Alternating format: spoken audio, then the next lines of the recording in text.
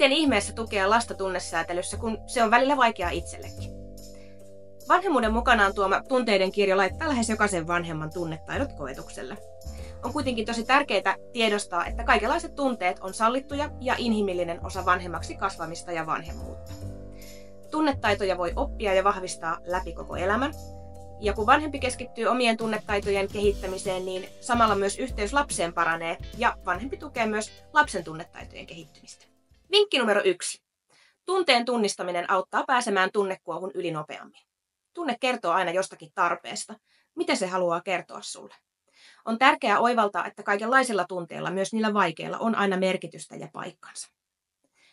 Meidän suomalaisessa tunneperimässä tunteet on totuttu usein tukahduttamaan ja peittämään, ja tunteiden näyttämistä on usein pidetty heikkoutena. Lapsen voimakkaaseen tunnereaktioon on saatettu vastata sanomalla, että älä itke tai olepa reipas. Ja tämä malli on varkain siirtynyt sukupolvelta toiselle. Sen takia oman tunnehistorian työstäminen on merkityksellistä. Se auttaa katkaisemaan niitä periytyvien käyttäytymismallien ketjuja. Ja se ei hyödytä vaan vanhempaa itseään, vaan rakentaa avoimempaa ja sallivampaa tunneilmastoa myös lapselle.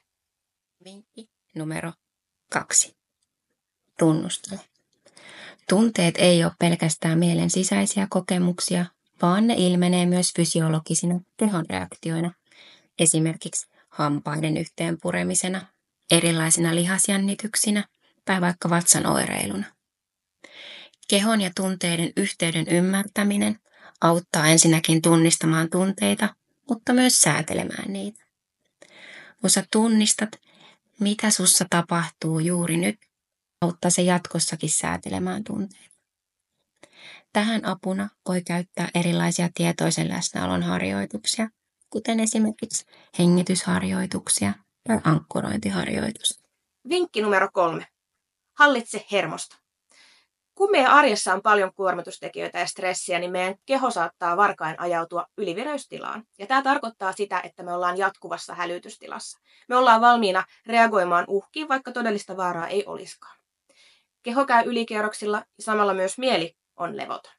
Ja tällaisissa tilanteissa tunnesäätely vaikeutuu merkittävästi. Me saatetaan reagoida herkemmin, kokea olomme ärtyneeksi, levottomaksi tai jopa ahdistuneeksi. Pinna kiristyy ja pienetkin vastoinkäymiset voi tuntua tosi ylitsepääsemättömiltä. Onkin tosi tärkeää pysähtyä tunnistelemaan sitä omaa vireystilaa ja opetella myös keinoja sen säätelyyn. Kun me opetaan laskemaan kierroksia ja rauhoittamaan hermostoa, niin myös se tunnesäätely helpottuu.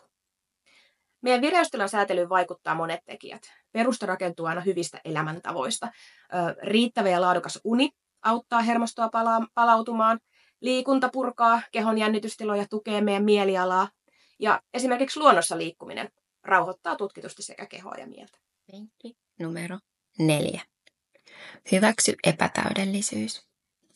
Riittävän hyvään vanhemmuuteen ja myös ihmisyyteen kuuluu ymmärrys niistä omista rajoista ja keskeneräisyydestä. Jokaisella on omat vahvuutensa ja heikkoutensa. On armollista ajatella, että vanhempana tai edes ihmisenä ei voi koskaan olla valmis. Huonoina hetkinä muista, on lupa olla epätäydellinen ihminen. Saa mokata, saa menettää hermonsa ja välillä ihan varmasti jokainen tuntee keinottomuutta. Mutta kokeile jutella itsellesi myötätuntoisesti. Vähän niin kuin juttelisit hyvälle ystävälle. Koska pidemmän päälle se, miten sä kohtaat ja kohteleet itseäsi, vaikuttaa myös ympäristöön.